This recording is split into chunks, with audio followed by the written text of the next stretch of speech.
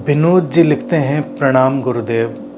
आपने कहा है कि हर पड़ाव पर साधक अपने आप में पूर्ण है, लेकिन जब कृष्ण जी की इनलाइटेंड पोएट्री सुनता हूँ, जब किसी सूत्र की आपके माध्यम से व्याख्या सुनता हूँ और वो जो अनमोल एक्सप्लेनेशन है उसे सुनता हूँ, आनंद तो होता है, साथ साथ अपूर्णता भी अपने आप को अनुभव में आने लगती है।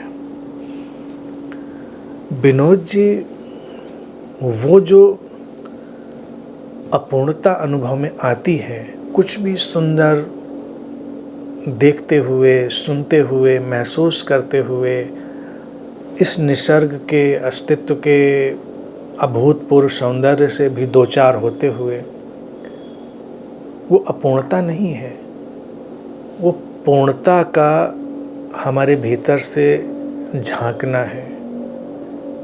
वो पूर्णता ही थी जिसने सिर उठाकर झांका है उस क्षण में हमारे भीतर, क्योंकि हमने उसको इंटरप्रेट ऐसे किया कि देखो, ये ऋषियों ने कहा, ये इन्होंने कहा, ये कितना परिपूर्ण है, महान है, और मुझे तो ये नहीं अभी अनुभव में आया।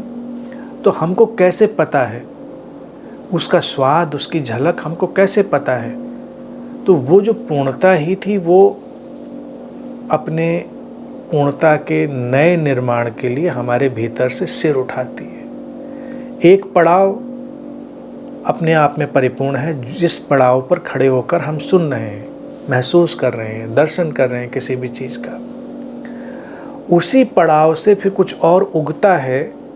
वो उगना भी अपने आप में परिपूर्ण है। ये हमारी सीमा है विचार की, जिससे हम उसकी व्याख्या करते हैं, उसका इंटरप्रिटेशन करते हैं कि ये अपूर्णता का एहसास था। अपूर्णता का एहसास नहीं था, वो पूर्णता से पूर्णता ही झांकी थी,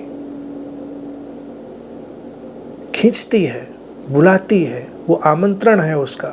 पूर्ण से पूर्ण इसीलिए निकल रहा है ना। जैसे एक बीज टूटा, उसके भीतर से नन्हा सा अंकुर निकला, किसी विशाल वृक्ष के बगल में वो है अंकुर। तो अगर हम उसके मन में प्रवेश करें और कल्पना करें कि उसका मन होगा, तो कैसा सोचेगा? वो देखेगा, अरे ये इतना विशाल वृक्ष, मैं भी इतना सा अंकुर। फिर उसमें से दो चार पत्तियां निकलेंगी, फिर दो चार और शाखाएं प्रशाखाएं निकलेंगी, और एक दिन बढ़ते बढ़ते वो भी उस विशाल वृक्ष में तब्दील हो जाएगा।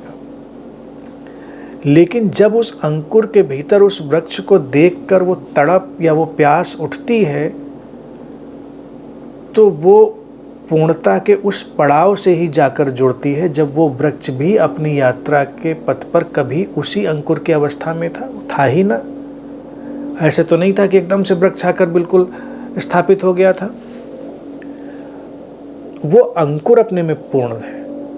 वो दो पत्तियां जो उसमें निकली हैं, वो कोमल जो दो चार शाखाएं निकली, वो भी अपने में पूर्ण है। लेकिन हम ऐसा क्यों देखते हैं कि वो जो विशाल वृक्ष है वही पूर्ण है? वो अपने ढंग से पूर्ण है, ये अपने ढंग से पूर्ण है। पूर्णता के पथ पर ये जो हमारा सामंजस्य और संबंध है, वो कभी कभी हमको पुकारता है। तो ऐसे ही जब कभी भी कुछ भी हम अलौकिक, दिव्य, अद्भुत सुनते, देखते हैं, महसूस करते हैं, तो हम पूर्णता के उन पड़ावों से ही जुड़ते हैं।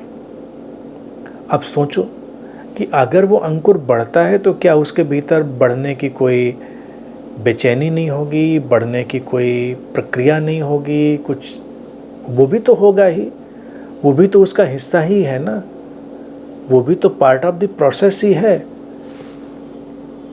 तो हम लोग अपनी बेचैनियों को, अपने अंदर उठती पुकारों को, अपने भीतर उठते आमंत्रणों को, इन सबको अपूर्णता की परिभाषा में ट्रांसलेट करते हैं, जो कि हमारे अंदर बिठा दिया गया है, अपूर्णता का एहसास।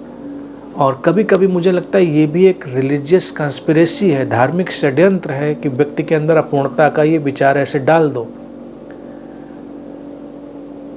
वास्तविक धर्म या रिलीजियसनेस या धार्मिकता यही है कि हर पड़ाव की अपनी पूर्णता है, पूर्णता से अलग पूर्णता झांकेगी, और जब वो झांकेगी तो उसकी अपनी प्रक्रिया होगी।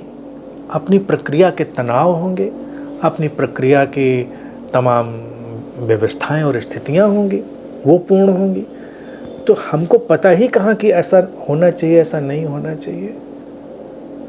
और कभी कभी देखो कितना सौभाग्यशाली है कोई व्यक्ति जब कोई एनलाइटेंड पोएट्री सुने, कोई ऋषि का सूत्र सुने और उसकी आंखें भीग जाए, उसके हृदय में धड़कन बढ़ जाए। तो इसको क्या कहेंगे? इसको कहेंगे उसके भीतर की पूर्णता ने ही उसको पुकारा है। अन्यथा तो हम किसी भी सतही बात पर आंदोलित हो जाते, प्रभावित हो जाते हैं। सतही भी कुछ खराब नहीं, वो सतही सतही ढंग से पूर्ण है। लेकिन ये जो डायमेंशन, आयाम जिसकी बात आप कर रहे हैं, वो ऐसा ही है, और वो भीतर उठता हुआ एहसास भी उस प्रक्रिया का हिस्सा है।